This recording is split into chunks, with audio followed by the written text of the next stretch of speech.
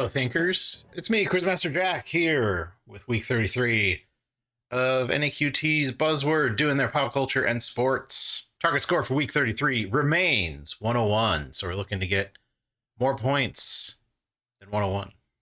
This city is the site of a war between gangs led by Umberto Robina and Auntie Poulet.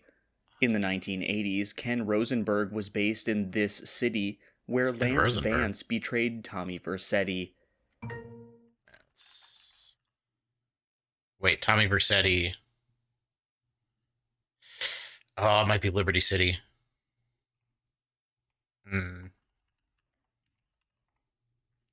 God.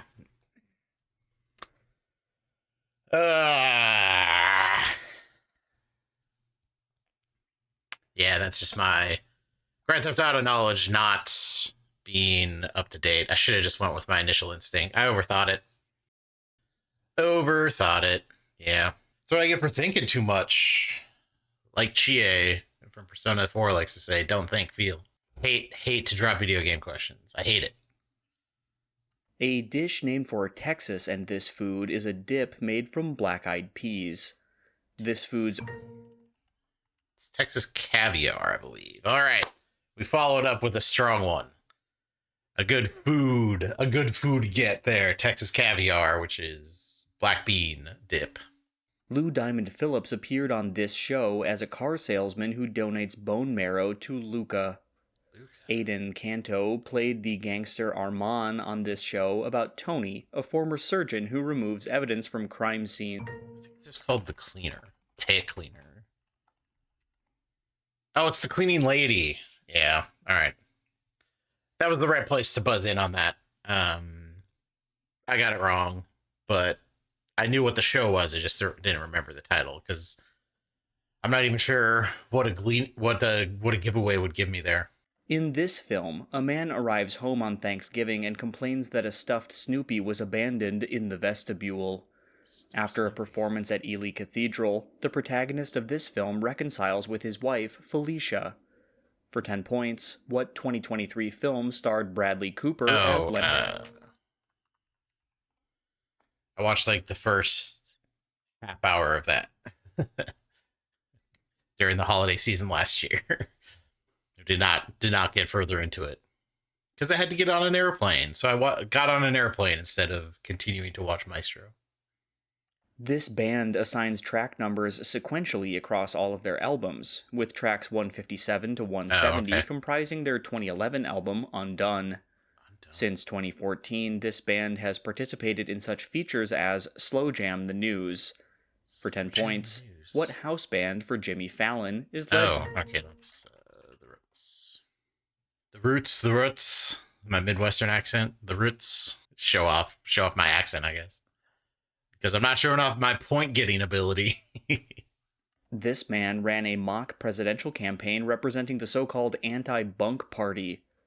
This member of the Cherokee Nation died in a 1935... That's Will Rogers.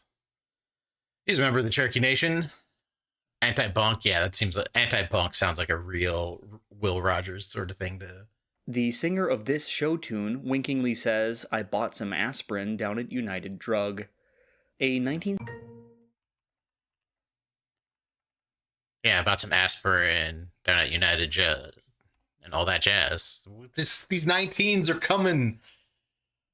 Oh, if I only... this would have been we're really good, doing really good on questions. 2 on the highlight reel already. Because they said lyrics of show tune that I know. Oh, what is... So it's something about a headache. I bought some aspirin down at United Drug. So you won't break apart and have a brand new start and all that jazz. Yeah, because that's during the breakdown. I know a whoopee spot where the gin is cold and the piano's hot. It's just the local crawl where there's a nightly brawl and all that jazz. I got good musical Chicago knowledge. An elderly man in this film tearfully reacts to watching the movie Top Hat. After the sadistic Percy Wetmore kills Mr. Jingles in this film, that mouse is resurrected by John Coffey. For 10 points. Boy, there's some wild there's some wild proper nouns in there, but John Coffey's the Michael Clark Duncan played character who's the guy that they're essentially who's on death row for killing girls that he didn't kill. Another Stephen King prison story, but this one's actually supernatural because John Coffey's got a healing touch. The 6/8 bridge of this singer's last Billboard #1 hit states, "Oh, let our love survive." This singer, who laments "we're caught in a trap" in his song Suspicious Minds, starred in many 1960s. Yeah, it's just Elvis. It's like, make sure they're not talking about the cover, but yeah, Suspicious Minds, caught in a trap, can't walk out. Because I love you too much, baby. We can't go on together with suspicious minds. We can't build our dreams with suspicious minds. All right, we have improved the 101 score finally. If only I knew. Oh, the score would be so good if I didn't overthink that. Oh well. What's this last question going to be? TV? Probably TV? This show's second season depicts the deposition of Deborah Sheraton. Soon after Andrew Jarecki asked about an envelope sent to Susan Berman, this show's central figure muttered the words, "killed them all," into a live microphone. It's the Jinx with something Durst. It's not Fred Durst. That's a different person. But yeah, that's the documentary series about that Durst guy where he kind of allegedly confessed to the murder that he was accused of. It was all the rage back when we didn't have to worry about pandemics and such. 2 major mistakes, but we improved our score. 18 points to the positive in pop culture. If only I remembered that it wasn't called The Cleaner, it was called The Cleaning Lady, and I just put down Vice City instead of saying Liberty City. That one may cost me in the long run. Here we are in the sports section. Target score here is 85. Looking to get better than 85. In 2023, this former athlete ended his 3rd tenure as the coach of Andy Murray. From 1982 to 1989, this tennis player appeared in every U.S. Open final, and he won the event each year from 1985 to 1987. For 10 points, what Czech-American tennis player was nicknamed Ivan the Terrible? Ivan. Boy, I'm going to get another tennis player wrong. Even after they gave me their first name. Wow. That's Ivan Lendl is just not in the databanks. I'm not sure I've ever even heard that person's name before. Ooh. Strong start in sports. In August 2017, this team lost 111-52 to Minnesota in what was the worst loss in league history. This team only won 5 games in 2022, which allowed it to use the top pick in the 2023 draft on South Carolina's Aaliyah Boston. Oh, for 10 okay, points, WNBA. What WNBA team drafted Iowa star Caitlin Clark? That's a fever. I mean, Caitlin Clark's the giveaway for that, for a good reason. I thought that might have been, so I was waiting. I was waiting for a name, but they were very cleverly hid that was a WNBA team until it was obvious. A match in this sport was the most streamed sporting event ever on Hotstar. Josh Hazelwood and Mitchell Stark were World Cup players in this sport who beat the host country in 2023 in Ahmedabad. Australia beat India in the 20... It's got to be cricket then. The sports that Australia and India are both powerhouses in. The list isn't long, and it definitely has cricket at the top. This team began to decline after trading defensive end Fred Dean, one of the Bruce brothers. From 1978 to 1983, this team led the NFL in passing yards, using the Air Coryell system that heavily targeted Kellen Winslow. Dan Fouts played on... Yeah, it's the Chargers.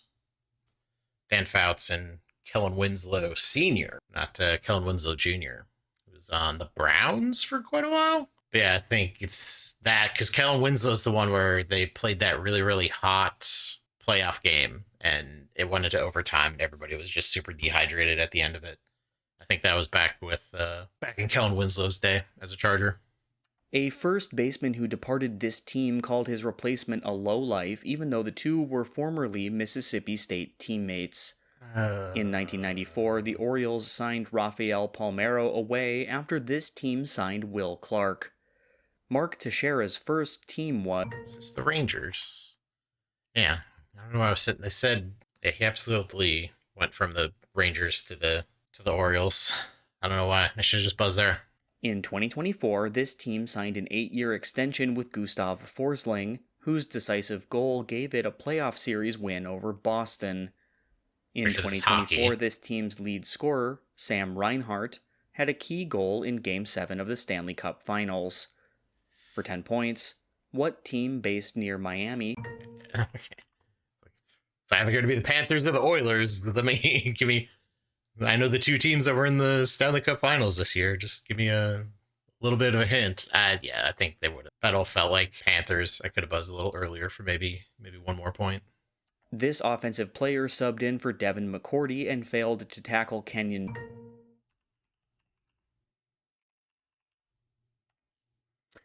Yeah, give me that. I got that sweet Gronk knowledge. Yeah, they might have been. So that was the Miami Miracle. I think that's what that play is called. Where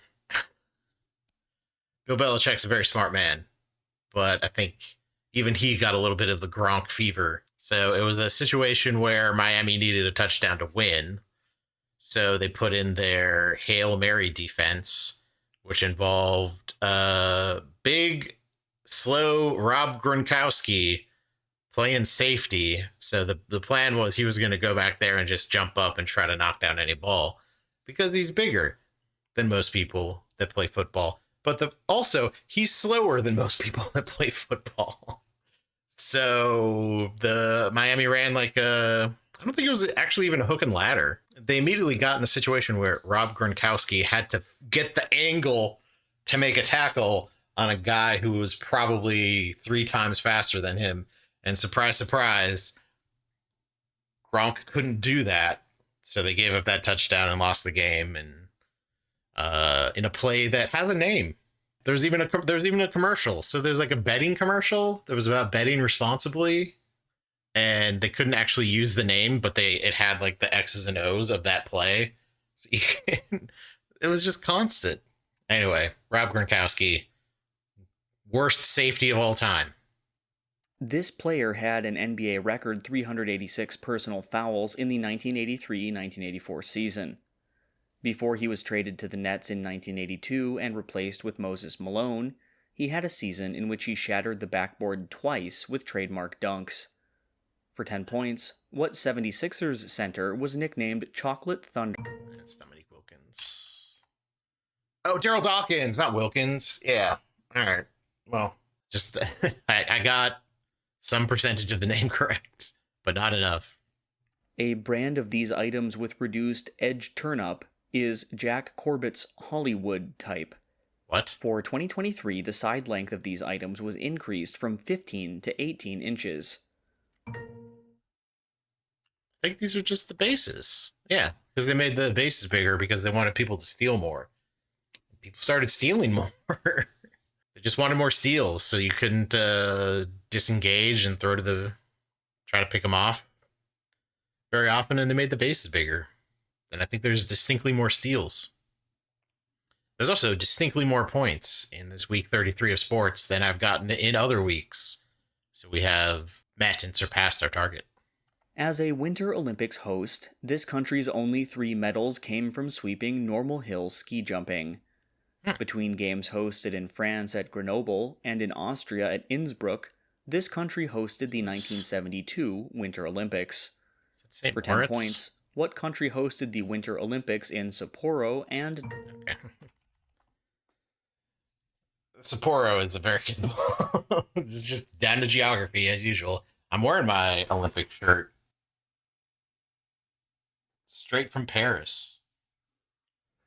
That's it for week 33. We have improved scores on both, but we left so many points on the table in pop culture, including a video game question, which I'm going to be bummed out about, but still had fun. Three, count them, 3 questions to go on the highlight reel with caviar, all that jazz, and Rob Gronkowski, my 3 favorite things. Thanks for watching. If you want to play this game yourself, you can head on over to naqt.com/buzzword, and please hit that like button, hit the subscribe button, so you can see my next venture. Thanks for watching. We'll see you later.